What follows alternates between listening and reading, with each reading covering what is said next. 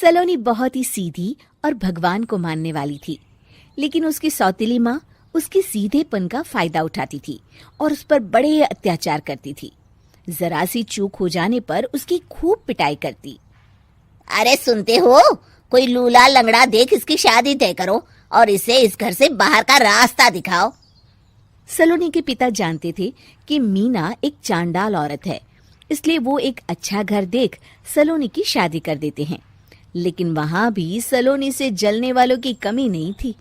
सलोनी की ननद निकिता उसे बिल्कुल पसंद नहीं करती थी। सलोनी, बात तो सुनो जरा। जी कहिए। आज शाम को मेरे बॉस खाने पर आ रहे हैं। ध्यान रहे उनकी खातिरदारी में किसी प्रकार की कोई कमी नहीं होनी चाहिए। जी आपने कह दिया, बिल्कुल वैसा ही होगा। शाम को सलोनी जैसे ही गैस पर खाना चढ़ाकर वहां से जाती है अभी इसके खाने का स्वाद बढ़ाती हूँ। निकिता गैस की आंच तेज कर देती है। थोड़ी देर में देखते ही देखते सारा खाना जल जाता है और पूरे रसोई घर में चारों तरफ धुआं फैल जाता है। अब आएगा मजा। माँ जल्दी आओ, यहाँ देखो सलोनी ने किचन में आग लगा दी। अरे तेरा सत्यानाश हो, कल मुही तूने ये क्या कर दिया? सलोनी की सास उसे बहुत डांट फटकार लगाती है। तभी मोहन अपने बॉस के साथ घर में प्रवेश करता है। अरे भाई मोहन, ये क्या तुम्हारे घर का क्या हाल हो रखा है? लगता है खाना जल गया है। चलो खाने का प्रोग्राम कैंसिल करो, मैं अपने घर जाके खा लूंगा। सर दरअसल वो सर मुझे माफ कर दीजिए। अरे कोई बात नहीं, घरों में ये छोटी मोटी बातें होती रहती है। मैं समझ सकता हूँ, फिक्र मत करो, मैं नाराज नहीं हूँ और इस बात का तुम्हारे प्रमोशन पर भी कोई असर नहीं पड़ेगा। चलो अब चलता हूँ मैं। बॉस के जाते ही मोहन सलोनी पर भड़क उठता है और उसे खूब खरी खोटी सुनाता है। भगवान, मेरी माँ तो कहती थी कि अच्छे लोगों के साथ हमेशा अच्छा होता है, फिर मेरे साथ ही बुरा क्यों होता है? आखिर मेरी गलती क्या है?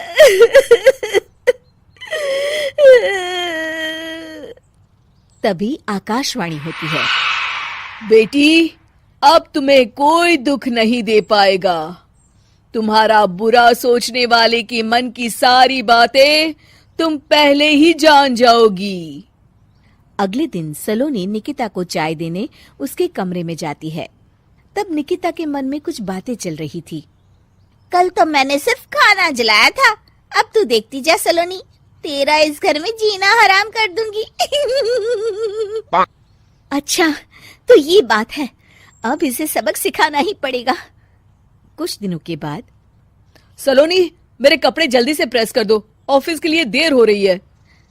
सलोनी मोहन के कपड़ों के पास प्रेस गर्म होने के लिए रख देती है और अपने कमरे में चली जाती है। तभी हॉल में निकिता आती है। सलोनी चुपके से उसे देख रही होती है। आज अगर मैंने ये कपड़े जला दिए तब तो पक्का मेरा भाई इस सलोनी की बच्ची को धक्के मार के घर से बाहर निकाल देगा। अरे तू क्या मुझे निकलवाएगी? महादेव है मेरे साथ। ठहर जा निकिता, आज तो तेरी खैर नहीं। सलोनी अपने पति मोहन को बुला लाती है और निकिता की सारी करतूत दिखाने लगती है। निकिता गर्म प्रेस मोहन के कपड़ों पर रखकर अपने कमरे में चली जाती है। मेरी बहन इतनी बड़ी चालबाज निकलेगी, मैंने तो सोचा ही नहीं था। मुझे माफ कर दो सलोनी, मैं तुम्हें गलत समझ रहा था। मोहन निकिता को बुलाकर उसे खूब डांट फटकार लगाता है। उस दिन के बाद से सलोनी की जिंदगी पूरी तरह बदल जाती है। सलोनी हर किसी के मन की बात सुन लेती थी। दूसरी तरफ निकिता का कोई भी दांव सलोनी पर नहीं चलता था और आखिरकार वो भी सलोनी के आगे घुटने टेक देती है। फिर एक दिन सलोनी की सास की सहेली ममता अपनी बहू कविता के साथ वहां आती है। कविता मन ही मन कहती है, अरे ये बुढ़िया पागल है जो मुझे यहाँ लेके आ गई। कहाँ मैं अपनी किटी पार्टी छोड़ के इसके साथ यहाँ मरने आ गई। पता नहीं कब तक इसे झेलना पड़ेगा। अरे ये जल्दी मरे और इसकी सारी जायदाद मेरे नाम हो जाए। सलोनी कविता की सारी बातें सुन लेती है। अरे कविता, तुम अपनी सास की जायदाद के लिए उन्हें झेल रही हो और उनके मरने का इंतजार कर रही हो।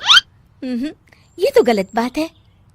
सलोनी की बात सुनकर कविता बिना देर किए कहती है, अरे ये तुमने कैसे सुन लिया? ये सारी बातें तो मैं अपने मन से बोल रही थी।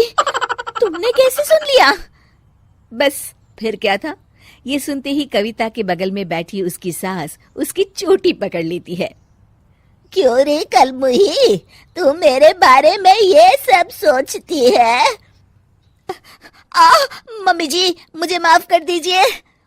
बड़ी आई मेरी जायदाद लेने वाली, मैं आज ही अपने वकील को बुलाकर सब कुछ छोटी बहू के नाम कर देती हूँ। चल घर चल, आज तेरी अच्छी खबर लेते हूँ।